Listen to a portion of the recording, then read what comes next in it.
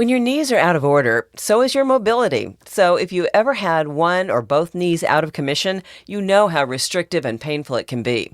So today we'll talk about tears and repairs and the basics of knee stability with my guest, Dr. Bo Naismith-Loy, orthopedic surgeon at Northern Inyo Healthcare District.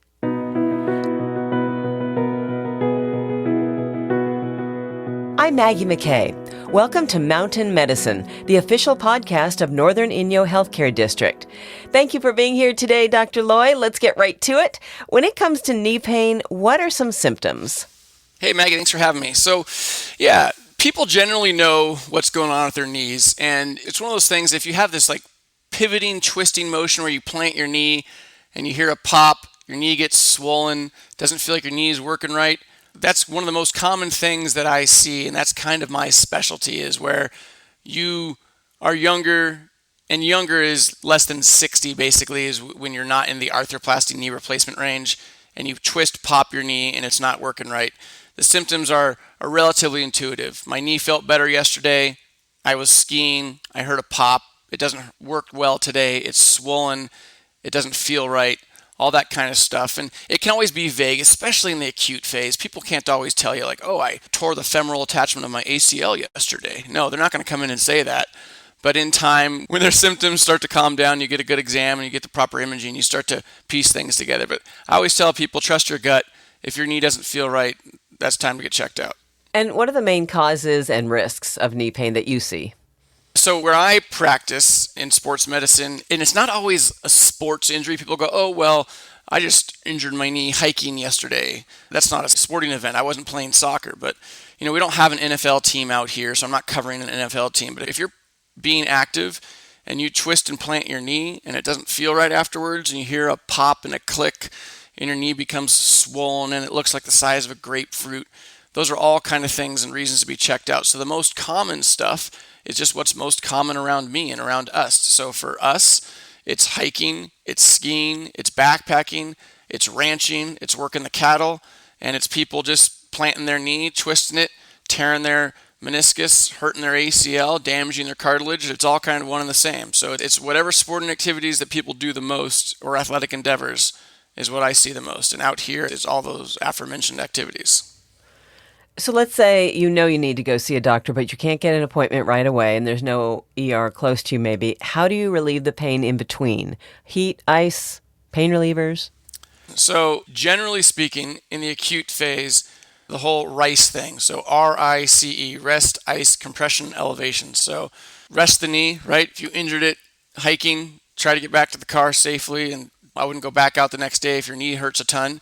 So ice it. Help with the swelling, use a compressive wrap, an ACE bandage, or whatever you've got at home to put a little bit of pressure on it so there's less volume in the knee for less of an effusion, less swelling. And then if you can elevate it, you've got to get things that you want to decrease the swelling above your heart so they can all drain back to your heart. So you want to rest, ice, compress, and elevate.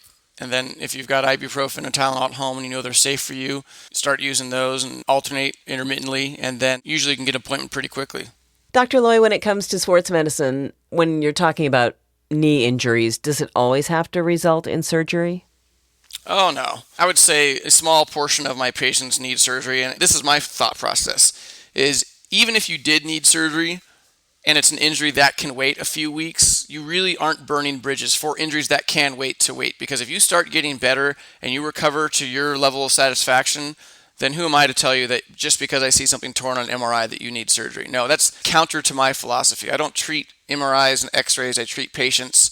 So I would always say if someone wants to try to avoid surgery, that is right in line with my tactics, is let's try to avoid it.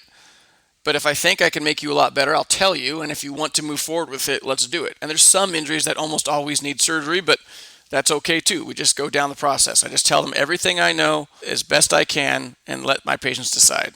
Not that patients are going to give up on the sports they love, but is there a sport or two that you see most often come in, skiing injuries, ice skating, running? Yeah, so skiing and knee injuries go hand in hand. And then I know we're talking about arthroscopy and knee injuries, but then rock climbing and bouldering and ankle injuries. And the bouldering in particular with no protection, people always say, oh, I never fall, but they only fall once every few years. And it's just these falls from 5 to 10 feet that are not significant trauma to the human body, but enough to break an ankle type thing. So skiing, number one, probably just normal hiking because the total volume of hikers and the amount of miles people put on. Hiking's not dangerous. I would never warn anybody against any of these activities. I do them all. They're fantastic. But because so many people are hiking so many miles, I see some knee injuries from that. Well, I guess I'm in denial. I never thought of rock climbing because that's what my son does. Oh, that's fantastic. It is. He's heavy into it. But you're right about the injuries. Like the other day, I saw him and his arms all messed up. And I'm like, what happened? He's like, rock climbing. I'm like, of course. Yeah, and he'll go right back out the next day, right? Absolutely. So for people who don't know, where are you located? So we're in Bishop, California, and Bishop is up the 395 between the Sierras and the White Mountains near Big Pine and Mammoth. Beautiful. What does it mean when a knee just gives out? Once I had that happen to me, I was walking across a busy intersection and I just fell to the ground. My knee just gave out. What's up with that? Well, I'm sorry to hear that. So it can be two things. So yours might be the other. So if your knee gives out and you're adding your weight to it, or it's a trauma, like you're running and it twists and you fall and it gives out, that can be an injury often to one of the four main ligaments of the knee, the ACL, PCL, MCL, and LCL. You can kind of think of two ligaments inside the knee that cross at the cruciates, and then two ligaments on the outside of the knee, kind of struts. And if one of those breaks, then you've lost one of your four main ligaments in the knee, and it can be unstable, and your knee will give out. And that's where I would say don't go back to your sporting activities. You need to get checked out. You need to protect that knee. Yours, if you're just walking and it gives out, and you didn't feel like you had a trauma, and you didn't slip on ice or anything like that, that's probably a quad inhibition type thing where your knee felt something kind of funny click, and your body thinks, I don't want to injure my knee anymore. I'm going to just stop walking on it. And you don't have time to think about this as more of a reflex. So your quad just stops firing for a second and just goes limp. And then your knee feels like it gives out and you kind of buckle and take that like stutter step. But then your next step is normal and your quad's working and you kind of think, what the heck was that? So that actually happens a lot of times after people injure themselves, where they have an effusion on their knee, or after surgery, their quads aren't quite ready to wake up fully. And they get these little inhibitions where the quad gives out for just a moment.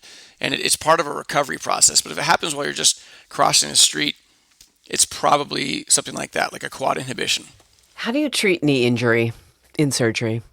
So it just depends. So if we're talking about a knee injury and someone tore the meniscus, then the meniscus are these two cushions, medial and lateral meniscus, that are between your femur and your tibia. And they kind of take a round femur and they made it to a flat tibia. So they make it a deeper socket. And I tell people that if you think about a golf tee, and if you put that tee in the ground slightly uneven, the golf ball will roll off. But if you can imagine putting a little silicone soft bumper to it, then that golf ball would sit deeper in it and be a little more congruent, a little more structurally sound. That's what the meniscus does. It kind of creates this cushion and this buffer between the femur and the tibia. And if you tear it, there's all sorts of ways to go about it. Sometimes if it's torn in a direction and in a location that you can fix it, then you can use sutures. A lot of times I'll use sutures it's called all inside. So you still use the same two poke holes for knee arthroscopy, just poke holes the size of a Bic pen. And then you can put sutures in through that and fix it. You can open up the knee with a smaller incision and do sutures from the inside out or outside in. And sometimes if it's a really small tear and it's not where tissue's repairable, you do what's called a partial meniscectomy. That's just a fancy way of saying you cut out part of the diseased meniscus. So there's lots of ways to take care of the knee, and I just highlighted the meniscus there, but a lot of which can all be done arthroscopically, which is my specialty. Again, when you're younger, you don't really think about taking care of your knees for the future, probably. But are there any exercises or ways we can be kinder to our knees for the long run? Yeah, avoiding direct trauma. So if jumping off of roofs onto cement is like your forte, I would say be careful. That's probably going to wear out your knees. But any iteration of that, you can just imagine the more trauma the cartilage sees. The cartilage is a real mechanical structure. And how much insult can cartilage take? And it's not quite the right analogy, but if you think of cartilage as being the tread on your tire, well, Hopefully you bought good name brand tires that have like 50,000 mile guarantee. But if your treads wear out, then you just replace your tires in your car. Well, if your tread wears out in your knee, oh, you really want to go through surgery and have to replace it? It's very common. We do it all the time. But trying to preserve that is tricky. I would never tell someone don't do any activities because that's probably worse for the cartilage. It needs to see some stress. But too much stress, too much trauma is probably a bad thing. So you can think about it yourself, which sports put a lot of stress on the knees, and some of them happen to be my favorite sports, and I'm probably still going to do them. But swimming, cycling, fantastic for the knees. Hiking's good. Running's not bad for the knees. Running's good for the knees if you do it right and you're not overexerting yourself. But it's the traumas that I think matter more. It's the injuries, it's the falling, it's the hurting yourself that adds the trauma. So when your cartilage sees a major insult, it probably carries that with it the rest of its life. And not with just knees, but in general, before you work out, after you work out, some people believe stretching is pretty crucial. What do you think about that? And would you do it before or after or both?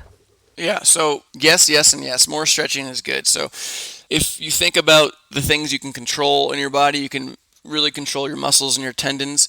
And if your muscles and tendons are tight and you didn't stretch, then you can tear and rupture things. And then if you finish your exercising and if you're an athlete and you take it seriously and you want to go out again the next day, stretching afterwards to kind of loosen yourself up and help mobilize those fluids is a really good thing.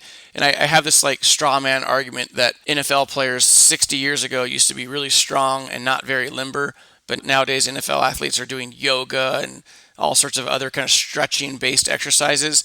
And the best muscle is a big, strong, and flexible muscle. That's the best thing for the body and the joints, is having both increase your strength and increase the flexibility. So yeah, stretching is crucial. And Dr. Loy, why did you pick sports medicine and what's the most rewarding part of it? So I wanted to be a surgeon and I wanted to be an orthopedic surgeon. And then within orthopedic surgery, you've kind of got to pick.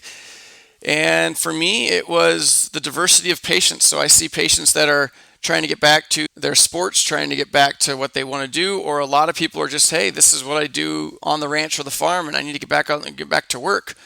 And there's something really rewarding about having someone come in with an injury and then guiding them through the process, educating them, ordering the labs and the images that they need, and showing them that, hey, this is this kind of injury.